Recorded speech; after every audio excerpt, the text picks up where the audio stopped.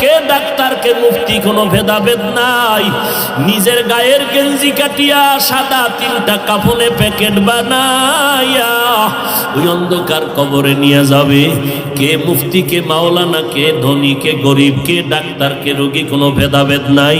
ওই অন্ধকার কবরে তোমাকে আমাকে আপনজনেরা রাখিয়া পাড়াইয়া পাড়াইয়া মাটি দিয়া সবাই চলে যাবে।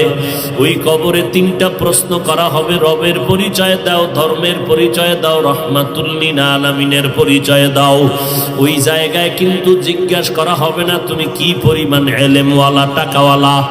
অতএব এই 3টা প্রশ্নের যারা জবাব দিবে তাদের কবর হবে জান্নাতের বাগান, আর যারা জবাব দিতে পারবে না তাদের কবর হবে জাহান্নামের গর্ত।